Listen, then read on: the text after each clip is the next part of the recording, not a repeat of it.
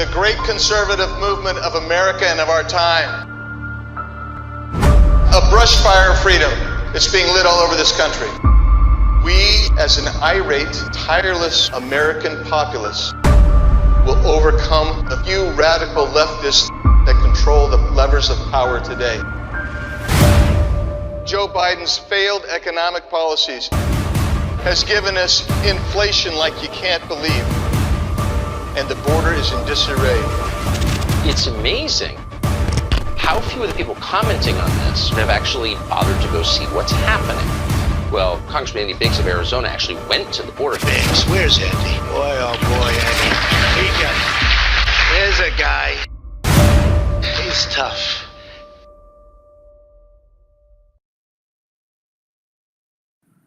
Hello, everyone. I'm Andy Biggs, Congressman from Arizona's 5th Congressional District. Welcome to another edition of my semi-regular podcast, What's the Biggs Idea? I am joined today by a great American, a great friend, a great congressman, the congressman from the 5th Congressional District of Virginia, Bob Good. And I want to just tell you a little bit about Bob. Bob is a member of the House Freedom Caucus. He serves on the Committee on Budget and the Committee on Education and Workforce. He is the chairman of the Subcommittee on Health, Employment, Labor, and Pensions. He is a senior. He was, before he came to Congress, he had a great job, probably more enjoyable than this job, Bob. But the Senior Associate Athletics Director for Development at Liberty University, where he did that for 15 years. He has his bachelor's degrees from Liberty. He has an MBA from Liberty. He wrestled at Liberty. He worked in the athletic department at Liberty. Bob, did you like Liberty University or something? What's the deal? Yeah, special place in my heart. I met my wife there almost 40 years ago. Tracy and I graduated together. She cheered there, as you may know. All three of our kids went there. And so when I left Citigroup after 15 years to go back to my alma mater at Liberty, had a chance to serve, as you noted. That was not a good financial decision, but we had a peace about it. We prayed about it, and it was really an easy decision. But similarly to when I quit the job to campaign for a year to run for Congress, that was not a good financial decision either.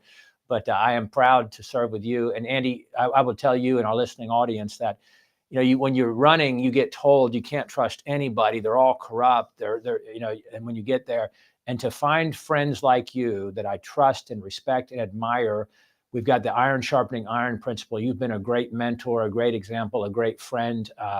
And it's been a privilege to be in the foxhole with you for these past 3 years. Yeah, Bob, I feel the same way toward you. I mean, I tell you, folks, he's right. There are people that will say, I'm behind you all the way. And when you look back, they really are behind you, way, way behind you. But Bob and I have been able to stand together with some of our good friends to try to fight to change the structure, the culture of Washington, D.C. I mean, I tell people all the time, this is a union town. It's a cartel town. And there's syndicates here, whether it's the K Street lobbyists that want to control things, whether it's the left-wing media that's out there, whether it's, you just name it, the four corners, what they call these four corners deals that get put together by, 4 or 5 people at the top of the House and Senate, and then they thrust it down your throat. So what I would say, Mike Johnson, coming to this speakership yesterday, what do you think? How does that reflect on the change of the culture of Washington, D.C., and how does it relate back maybe even to January, the efforts we made in January?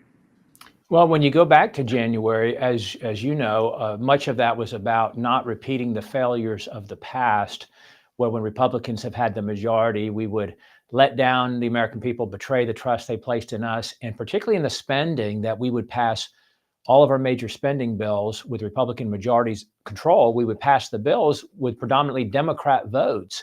And that's how you get us now, as you know, on the verge of $34 trillion in national debt. It's now snowballing so fast. It's going downhill so fast just because of the massive increase during COVID, combined with the so-called mandatory spending and the lack of fiscal restraint on the discretionary side as well. But that's what January was about, as you know. And when we were beginning to consider after the November 22 election, when we were considering a year ago what we might do with this narrow majority, how we might try to prevent the now former speaker from becoming speaker. Mike Johnson, as you recall, was one of those people that we thought, hey, if we could get someone like that, and that's why he ascended and united the conference here just a day or two ago here, but someone who is a person of integrity, a person who is grounded spiritually, grounded morally, believes in the founding Judeo-Christian principles of our conference and lives them. It wasn't just a speech he gave on the floor yesterday that introduced him to the nation. We've observed that now for the 3 years I've been there and the 7 years or so that you've been there with him. But a person who's a humble servant leader, who is not a big ego guy. He hasn't been seeking this all of his life, working all of his life to be speaker, and willing to do everything he could to prevent any other from attaining the position. We've seen that example recently. But also someone who is a willing partner in the conservative movement, whether it's the MAGA movement and a close ally of the president, former President Trump, or whether it's someone who just believes in the conservative principles that we're fighting for. So those kind of things, he's admired, he's respected, he's liked. We knew that we weren't going to get somebody who was kind of on the forefront of the resistance and the rebellion, because that would be really tough to bring the conference together. You know, those of us who kind of have to take that, get out there and be the tip of that spear and sort of get out front and take the hits to do that, as you were referencing a moment ago. When you're out front, you got those incoming from behind. But so Mike Johnson's the kind of person that we thought maybe we could settle on and come together as a conference. And I'm really thankful that we did it yesterday. Yeah, I am too. I share those feelings that you just expressed. I mean, I actually came into Congress the same time with Mike, and Mike and I have actually sat next to each other on Judiciary for 7 years. So we've had a good run, good time talking about everything. We've dealt with all kinds of crazy issues. You know, we went through 2 impeachments together and that type of thing. Hey, he's solid. I think he's going to be solid. But you know, I view it this way, kind of, and I just want your take on this. I view that what we were trying to do is change the institutional infrastructure in January, and we were trying to do that through the change in who would be the speaker. And so some institutional structure changes were made, but Kevin McCarthy didn't really follow through and was seeking to go around those infrastructural changes. I think what we did this time is I think we were trying to get somebody who would actually adhere to those institutional changes we made, to allow us to see if the trajectory in this town would actually change, if we'd leave the suboptimal path for a more optimal path. I wanted your thoughts on that. Yeah, so essentially what happened in January is, you know, we had that group of about 20 who were willing to challenge the status quo and the presumptive party leader and the presumptive speaker. And we sort of separated there at the end, as you know, where there was 14 of our colleagues who were very invested in trying to make changes to how Congress would operate, changes to the rules, to go back to regular order, to be able to hold the speaker accountable, the motion to vacate. Those things we've talked about many times over, working through the respective committees of jurisdiction, single issue legislation, a minimum amount of time to read the bills, amendments from the floor, regular order, as we call it, inside Washington. And so essentially what happened, as you know, to the credit of our friends who negotiated that while we were still trying to effectuate the leadership change to the very last moment, we ended up with, essentially what happened was you negotiated changes to how Congress would operate, very positive, to give us a seat at the table, influence in the process, every member a voice.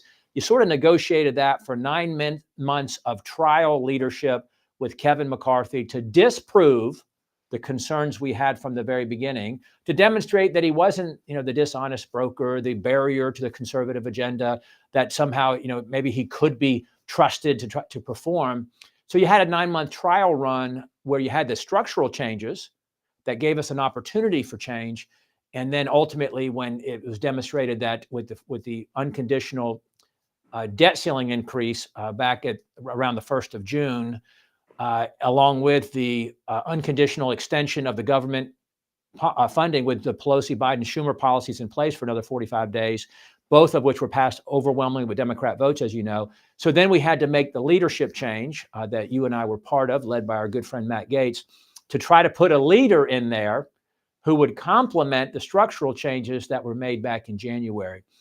And so I think the conference with the former speaker's last gasp, last reach for the brass ring to reclaim it, happening even the morning of the speaker vote yesterday, certainly more so the evening before, as he revealed to the larger conference that he really was the person that we had accused him of being as far back as January. That helped unify the conference around Mike Johnson. And as you went through a really difficult 3 weeks, a really challenging time with degree of risk and uncertainty, well, how would it ultimately land? How would it ultimately play out? The conference, I think, is more united than we've been, certainly in my 3 years. Many members who've been here longer have told me that in 15, 20 years, they haven't seen it like this, which gives us an opportunity. That said, as you well know better than I do, it's just an opportunity. Mike Johnson will have to be held accountable. He'll have to hear from the right voices that are going to pressure appropriately and support him appropriately to make the changes that need to be made, because he's going to have all the wrong voices in his head as well. And the DC swamp will try to strike back. We haven't slain the dragon. We've dealt a couple of blows this year, but the battle goes on to try to save the country. So I want to touch on that, expand on that just a little bit. When you start talking about the radical left, which seems to permeate the Democrat Party, these people are absolutely radical leftists. They want to destroy America. Then you have this kind of amorphous, kind of a uniparty, swamp, DC cartel, these types of things. The question I have for you is, how does Mike Johnson, as Speaker of the House, combat that? Because I think you implied, and I think and I agree with you, that swamp is not going to go quietly in the night. It's going to continue to reach out and try to grab the power, the levers of power, the levers of money, and so how do you see Mike being able to navigate that? Well, he's got a tremendous job, and I want to ground us a little bit. I know you appreciate it, but for our listeners, viewers here, that you cannot overstate the impact of the hand of the Lord on the process. As you know, we're always praying together as a Freedom Caucus and as allies for the Lord's wisdom and to know what to do and the courage to do what we know to do is right. But we particularly intensified that in recent weeks. And we know Mike Johnson is a man of prayer, a man of deep faith, and a strong Christian brother. And you just saw the Lord's hand come in and do what we could not do, reveal the truth, expose the evil in the last couple of days, and see a person of that kind of testimony ascend to the speakership. So he's grounded right, and he wants the right things. But he's got a terribly difficult job. The previous speaker obviously left him in a tough situation when we had brought, through 8.5 months, we brought one bill to the floor of 12. We sort of forced him to bring 4 more that last week of September, but we've got 8 bills. You're talking the spending bills. Yes, thank you. And now we've got 8 to bring to the floor now. But to your point, there's this cartel, this cabal, this system that's, frankly, against the American people, that the previous speaker was a representative of and the epitome of, but it's much larger and bigger than that. So I think for Mr. Johnson, it's going to be, his staff is going to be critical, that he cleans house and hires the right staff, and that he gets the new staff from the right places and the references from the right people that are going to work for him as an instrument for the American people and for the right things that we need to do to try to change and save this country. Time is short to save this country. In addition, he's got to have the right kind of inner circle. Who does he surround himself with from sort of his core team of other members of Congress? And then also, he's got to deal with the money influence and the control of that influence that just impacts everything. Those who buy and own and influence everything that happens in this town, and for whom the Congress works for them when it's not working for the American people. So he's got to deal with who's controlling the money as it flows into in and out of the Republican Party, how we're trying to select who the party supports to try to get elected into office in districts around the country, not those who are loyal to the swamp system and will be a partner in the demise of the United States, but instead a partner in trying to save the country with the limited amount of time that we have. Yeah, I think that's actually a pretty good segue into one of the other things I wanted to talk to you today about, Bob, and that is we have this massive national debt, $33.5 trillion. There's no debt ceiling because Speaker McCarthy negotiated no debt ceiling until 2025. Then you move into and you get this kind of crazy system where a year ago our structural deficit was $1 trillion in 2022, a little over $1 trillion, but it grew to over $2 trillion in this fiscal year because Joe Biden unconstitutionally forgave all these debts, and then it was set aside by the courts, and so we had to pile on that as well. So it's in excess of $2 trillion in 2023. And at the same time, now you've got these. We've funded with material and funding almost $200 billion to Ukraine. You've got Israel that we have given them $3 billion already. We're going to give them in the DoD spending bill that we've done, that I don't think the Senate has taken up. They haven't taken up any of the spending bills we've sent them. Mm-hmm. So they're getting more money with that. There's a request for supplemental for Israel right now. There's a request for supplemental for Taiwan. There's a request for supplemental on the border, and that totals $106 billion. And the administration wants to tie all of that together. So the question I have for you is it a good idea to just tie every spending and every supplemental into one bill and just keep spending this money? Or what's your perspective on that? Yeah, the reality is, as you know, is every decision we make in Congress ought to be viewed through a fiscal lens and through the lens of the recognition that we have to borrow essentially everything that we spend. As you know, you just pointed it out, we're going to run some kind of a close to $2.5 trillion deficit in a 12-month period. We're running about $200 billion a month. So that's how much worse it's getting on a monthly basis, the debt, $200 billion or so a month. And that's simply unsustainable. So almost no matter what we do, we should recognize before we do it, we don't have the money, we have to borrow it. We could eliminate all discretionary spending, or what's not what we call mandatory, as you know, the entitlement programs of Social Security, Medicare, Medicaid, and so forth. And we understand Social Security is a paid into program, but it still it pays out much more than it takes in.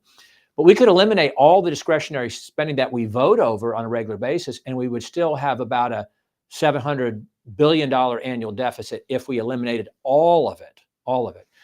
And so, and that's the struggle that we face, as you know, with our own Republican colleagues who don't seem to make decisions, many of them, through the lens that we simply don't have the money.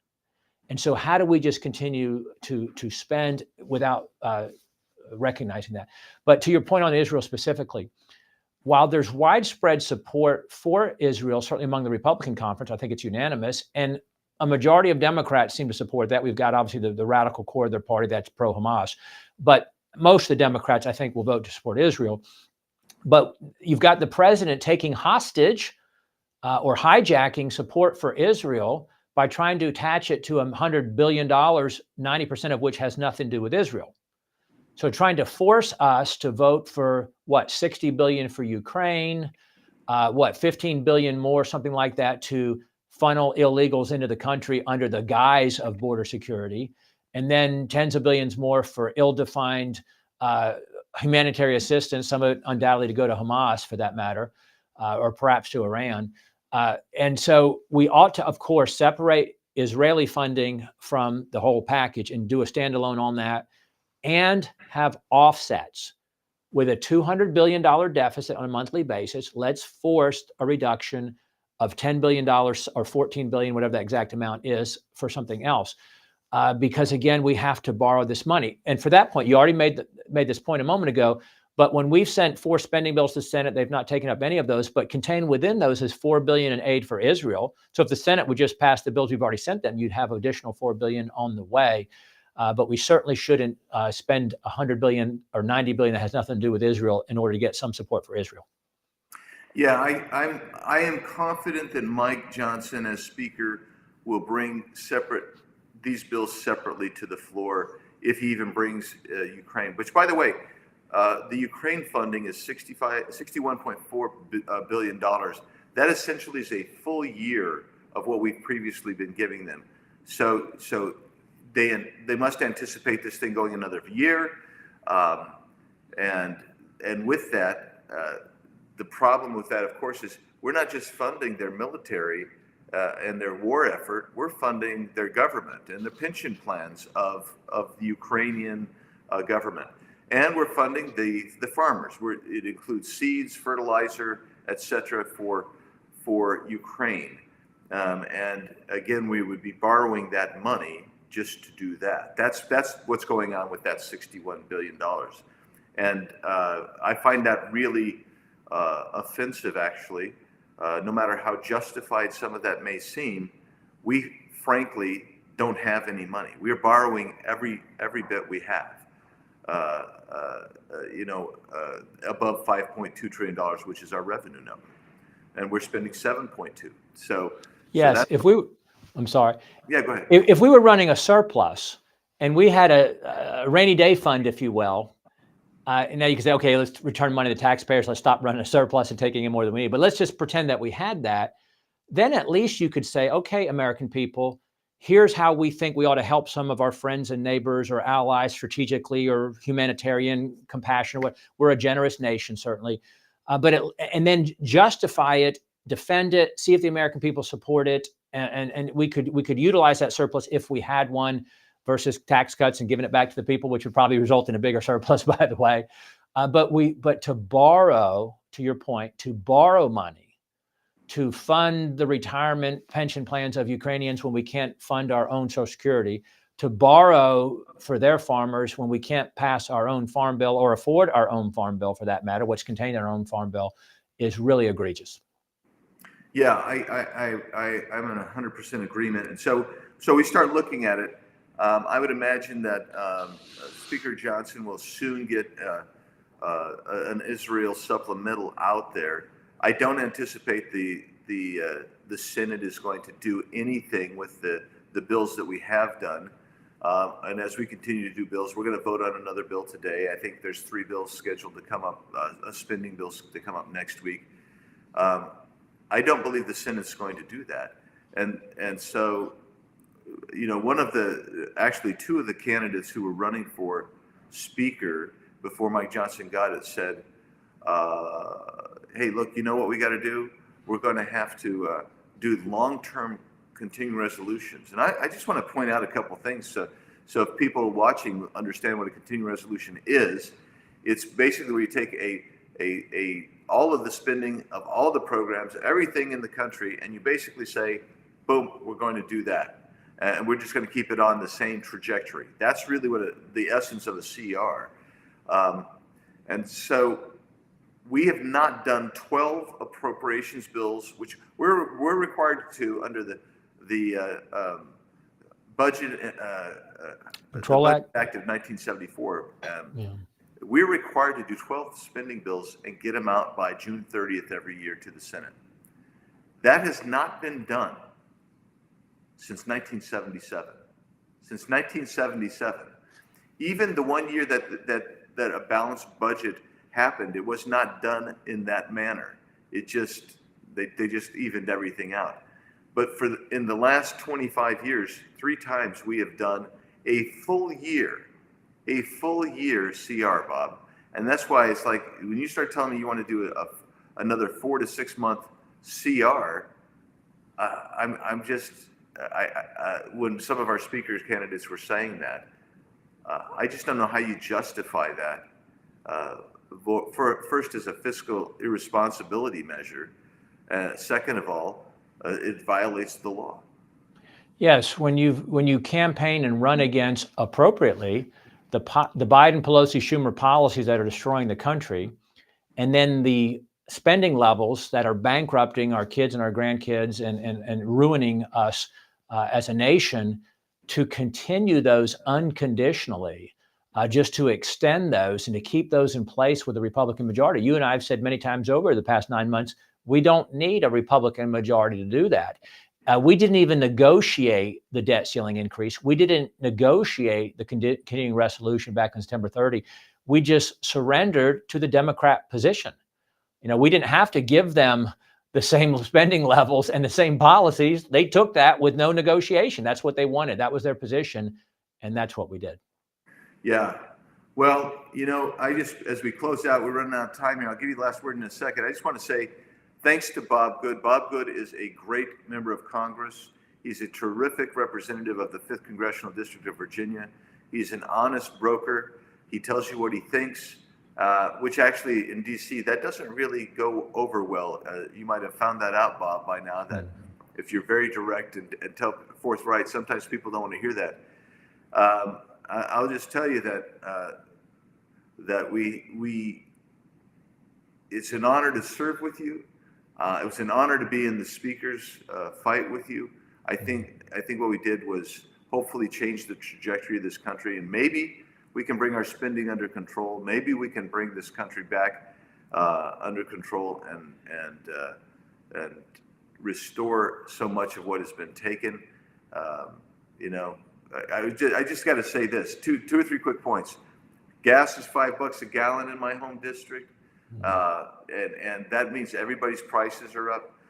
The federal spending levels are driving up inflation. Interest rates on a mortgage around the country right now averages more than 8% on a 30-year mortgage. You begin looking at those types of things. The border is open and it's porous. In the last few days, they've let over 10,000 illegal aliens. They've just released them into communities in southern Arizona.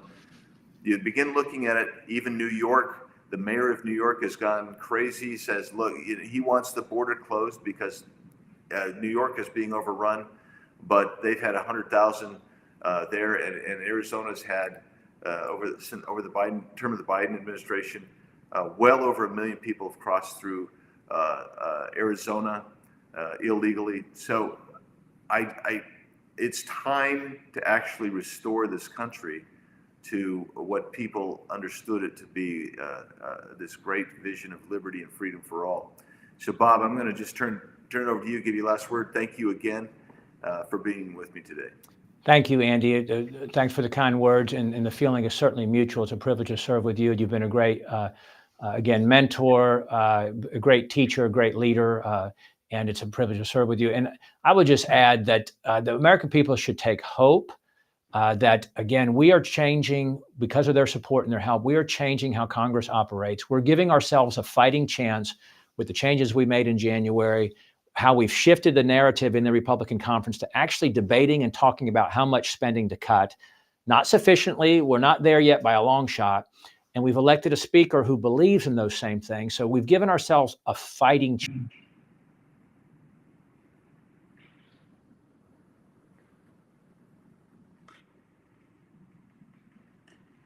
And give us a pulse on where, again, all the crises and all the challenges, all the policies and all the ways the American people are suffering right now, but they are suffering. They are suffering. Regular Americans are suffering right now because of the way that our country has been mismanaged. So we're going to find out in 12 days here in Virginia of have we suffered enough? And